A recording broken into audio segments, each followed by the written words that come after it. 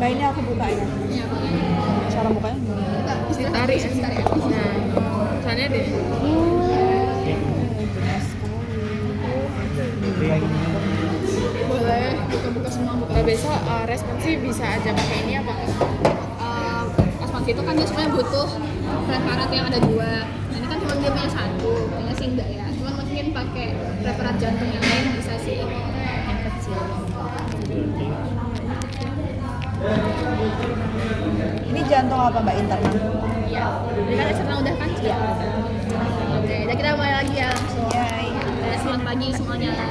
Pagi. Nah, kenalin aku Mbak Siva. Di sini kita mau belajar struktur internal jantung. Ya. Sekarang kita tutup lagi yuk semuanya. Tutup lagi. Izin merekam ya. Nah, sekarang kita mau belajar dari yang paling pertama itu dari tempat masuknya darah dari seluruh tubuh. Masuknya kemana?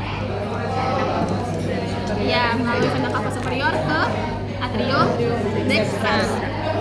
Kita buka nih atrium dextra. Nah, dia dapat dari darah dari mana aja tadi ya? Dari terus inferior. Ya,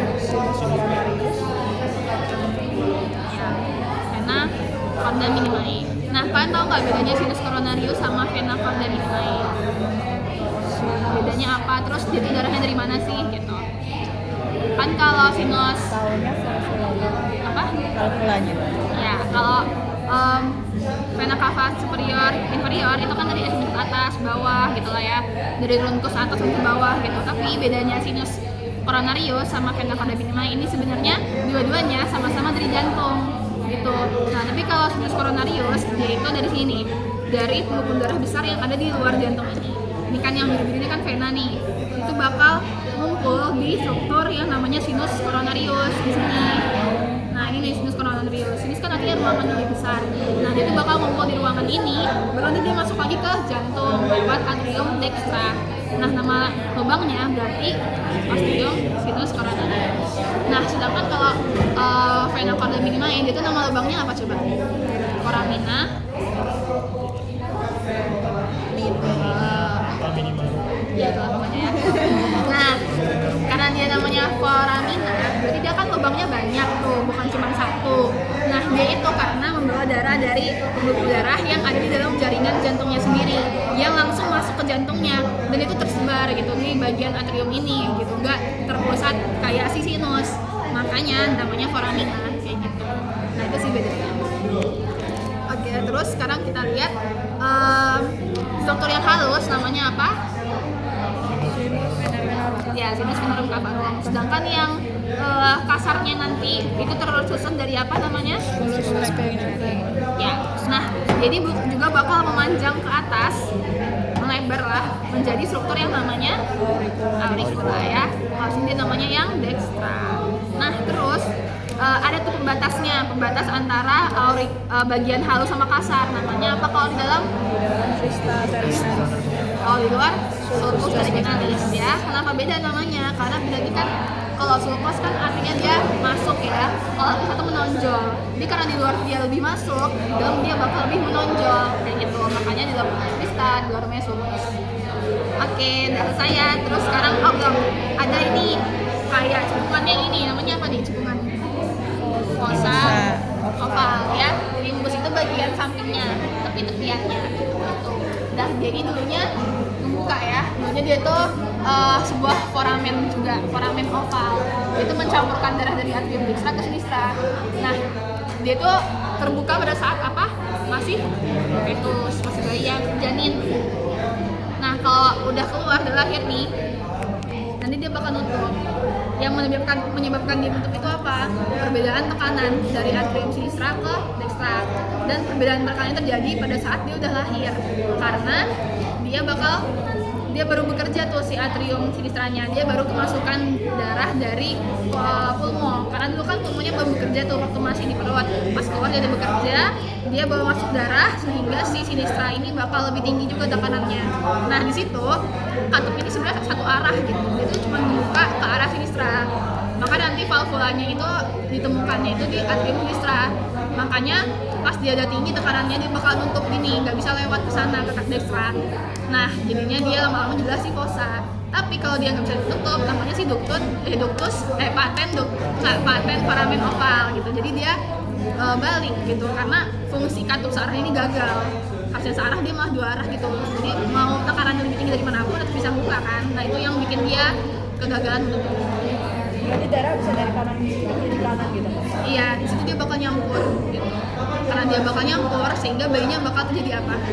Bakal sianosis, bakal biru, kekurangan oksigen. Sebenarnya masih ada oksigen dalam darahnya. Cuman kadarnya tuh kurang untuk kebutuhan bayinya ketika udah lahir gitu. Makanya jadilah dia sianosis gitu. Karena kan kebutuhan oksigen pas udah lahir itu sama di dalam perut kan beda ya. Dia aktivitasnya juga lebih besar ketika udah di luar kan gitu. Makanya kalau darahnya masih nyampur itu nggak cukup. Padahal kalau di dalam janin kan itu nyampur kan. Oke, sekarang kita pergi ke ventricle melalui ostium. Nama ostiumnya atrioventricular dextra. Ada katup di situ, nama katupnya katup atrioventricular dextra. Dia tricuspid atau dextra. Dia tricuspid ya. Oke. Buka, dadah. Nah, ini struktur yang kasar-kasar ini namanya apa? Ventricular carinae. Nah, kalau di ventricle dextra dia bakal bentuk 3 struktur. Namanya apa aja?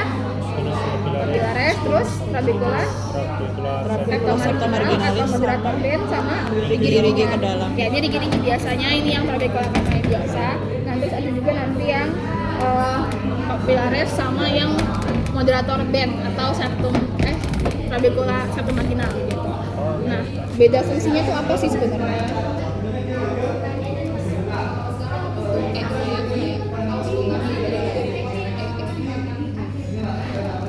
Kalau moderator vein itu dia cuma yang ini, kalau muscularis itu yang ini. Nah, muscularis itu dia yang nempel langsung sama chordae tendineae gitu. Jadi dia tuh yang bantu menutupnya si katup.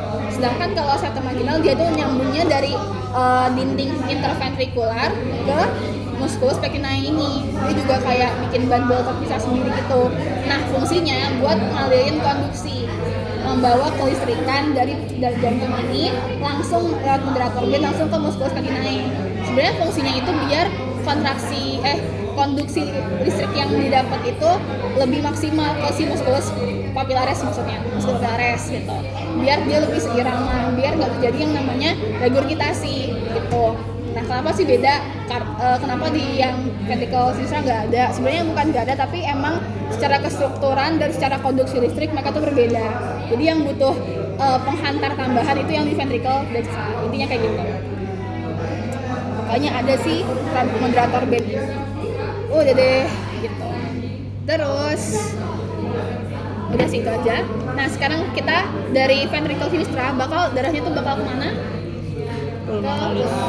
Lewat namanya ostium pulmonae.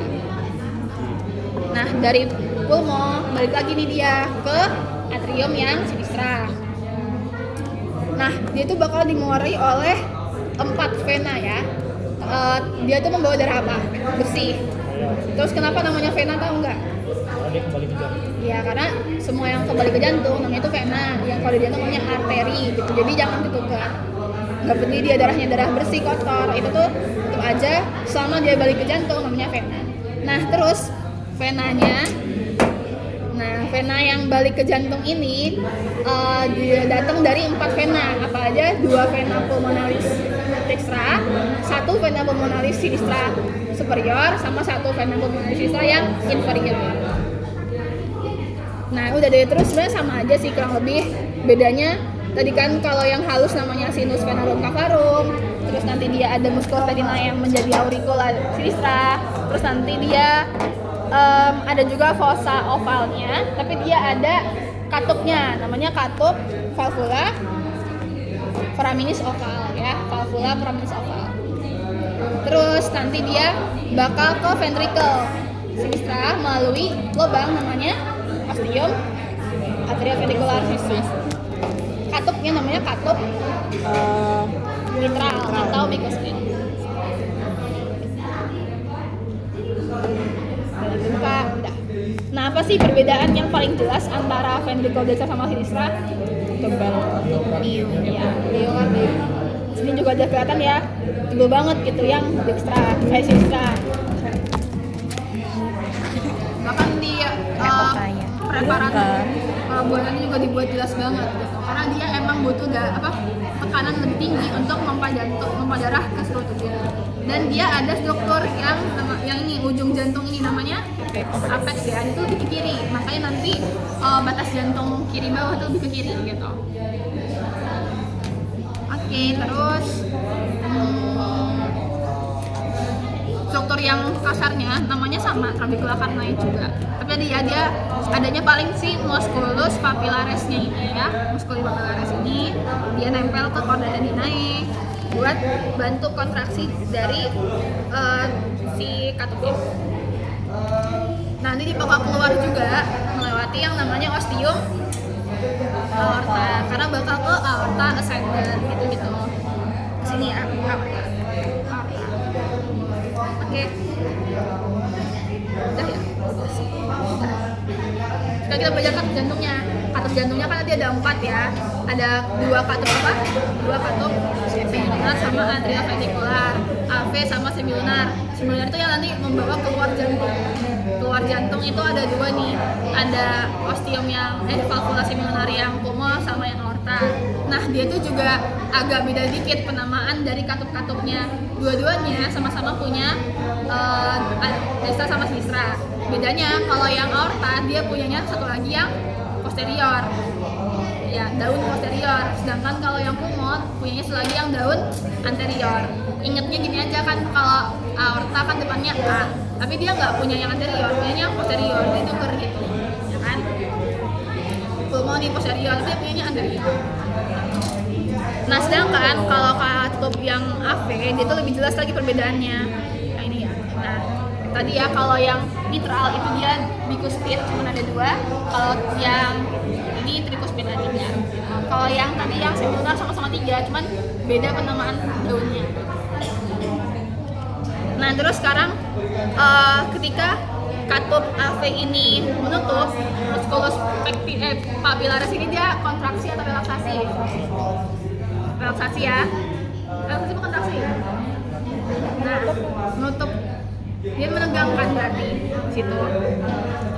Nah, di sini tuh dia bakal dia merelaksasi dan kordanya ini bakal kendor, tapi makin panjang. Dan dia bakal nutup si jantungnya, katupnya. Oh, ada deh.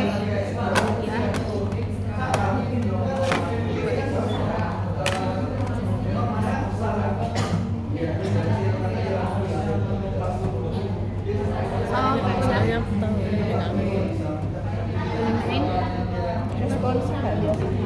Responsif paling katup-katup papasinya di mana gitu.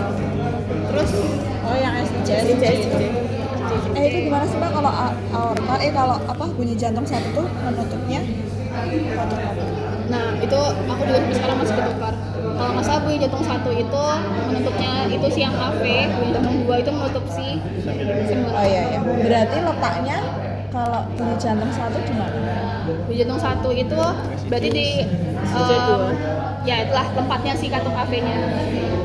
Kalau katup AV kan lebih di bawah kan ya berarti di SIC, kalau kanan SIC 4 parasternal dextra, kalau yang kiri di mid clavicula sinistra SIC 5, dia tuh lebih ke samping, lebih ke bawah gitu. Itu udah harus keluar kepala. Sama kayak batas jantung sih. Sebenarnya tempat kita mendengar juga itu bukan tempat pasti dari jantungnya, tapi tempat di mana bunyinya aja kedengeran gitu. Sebenarnya jantungnya nggak di situ gitu.